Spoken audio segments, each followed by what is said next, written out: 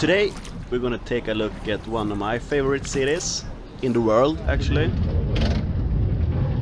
It's San Francisco in California. Let's go!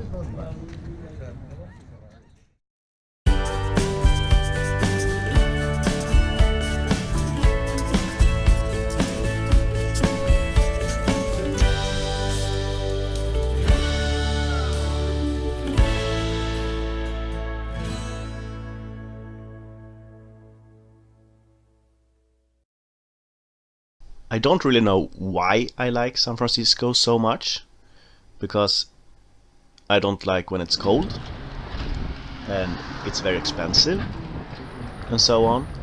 So in this video I'm gonna just give you some tips what to do in San Francisco and what I like to do in San Francisco.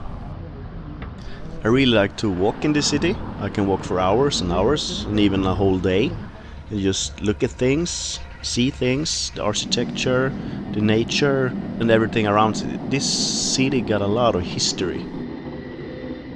I even like the size of the city. It's almost half my hometown of Stockholm. So it's a perfect mix of everything and not too crowded.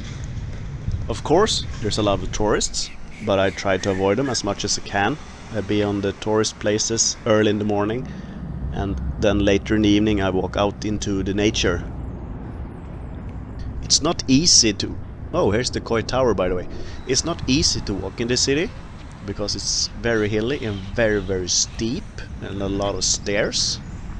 So when I've been here for 3-4 days I barely can't walk at all. And here we have the Lombard Street, the crookedest street in the world. So that's a big tourist attraction. Now we're going into Fisherman's Wharf. It's a pier area with a lot of restaurants, souvenir shops, museums and stuff. Pretty expensive place and a lot of people when it's in the middle of the day. And now it's not. And down here you have the perfect view to see sea lions. Yes, there are sea lions here.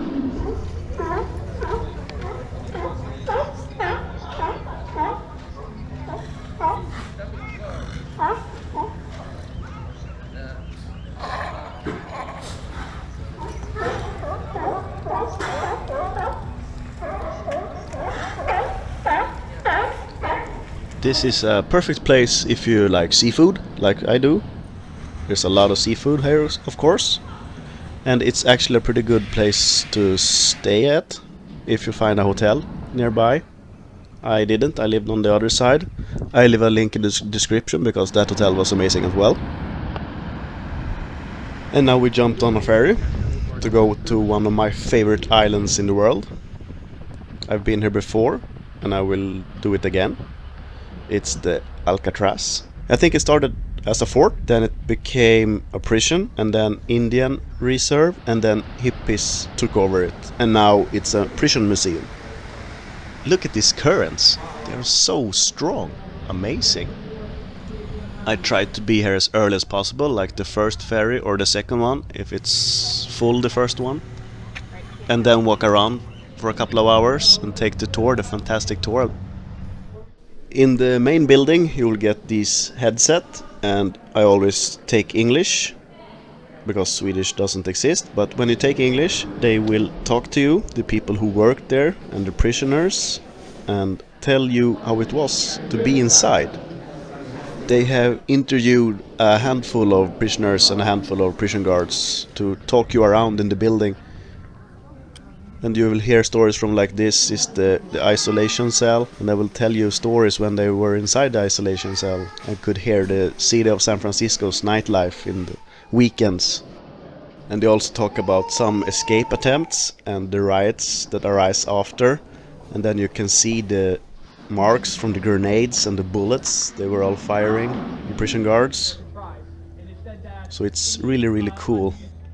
Take this tour as early as possible because there's a lot of people walking the tour and you walk all over each other.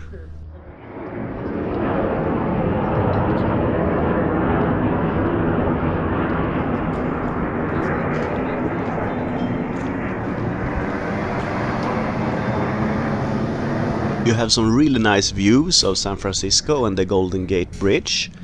All the prison guards lived here with their families, and the prisoners were never allowed to see these beautiful views. It's a little bit psychological, of course. They could hear everything, but they couldn't see it at all. Two high walls, and the windows were facing the other direction. And here we have the kitchen and the dining room. And the cells are very, very small.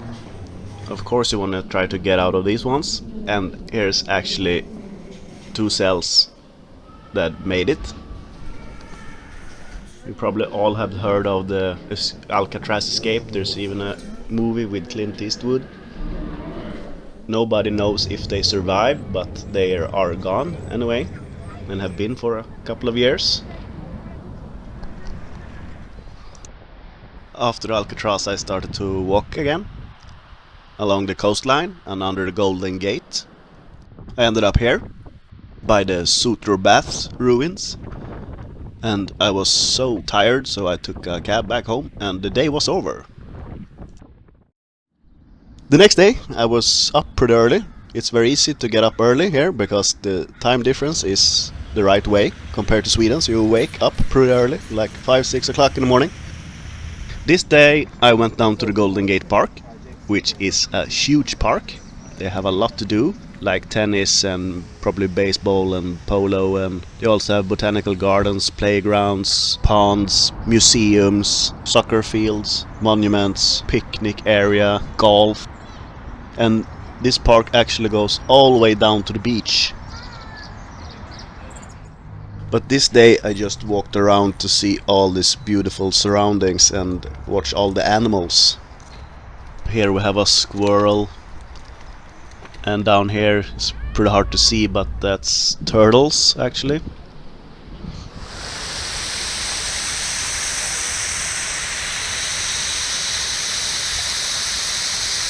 But keep in mind that this park is so big, so you can easily spend a whole day here, or maybe 2 and 3 even. It's so much to see and just stroll around. It takes time, a real long time. After that I decided to rent a boat and row around a little bit in a little bigger lake. I really like to do that when it's a nice day and it's very calm and peaceful to row out. I was almost alone on the lake because I was the first one to rent the boat exactly when they opened. And here you can see more turtles. I actually have a turtle back home in Sweden, but it's pretty cool to see it in the wild. After 4 or 5 hours in the park I decided to cheat a little bit because my legs were hurting during yesterday's walk and this walk. So I took an Uber to a little higher ground to see the city from above.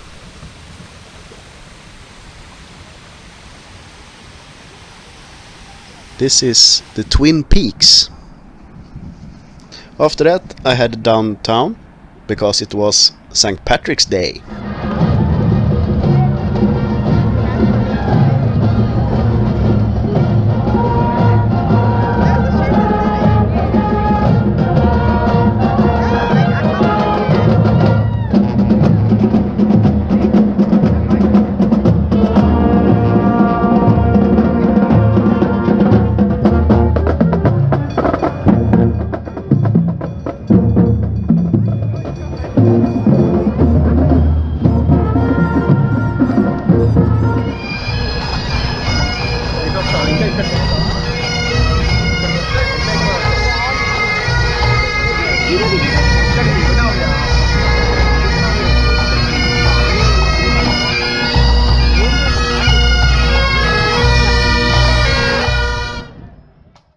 And now to one of my favorite things with San Francisco, the cable cars. This is so amazing.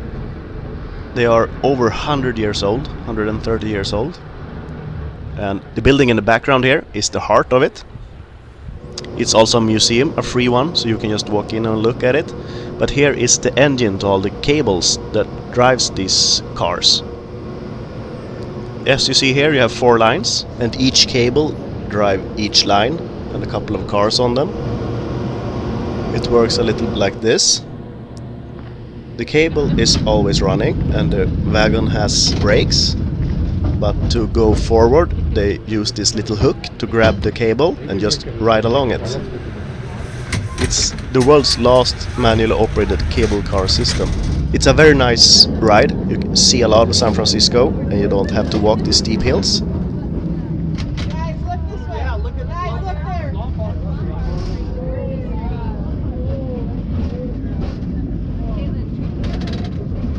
Hey guys, Lombard Street. And as you can see here, you have some lines. Cars are not allowed to cross the line or park inside the line, and passengers can't hang over the line. And the stations are in the middle of the junctions. So just jump onto one, hang on or sit down, pay a couple of bucks and see the scenic views of San Francisco.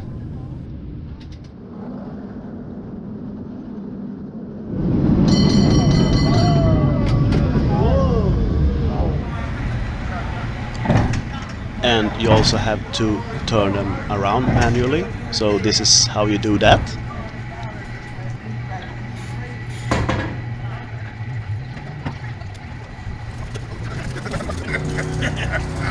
If you stay off, you be cold. Well, I ain't gonna be out here tonight.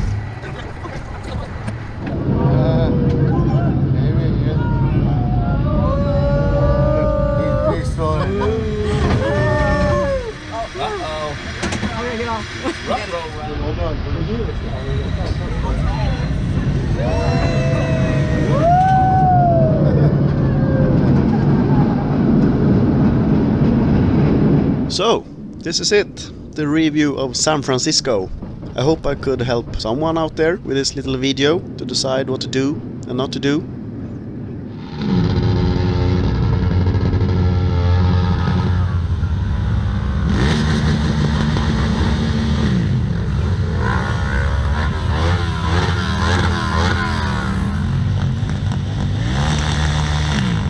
If you like what I do, please feel free to subscribe, hit the like button and smash the bell. Take care of each other out there.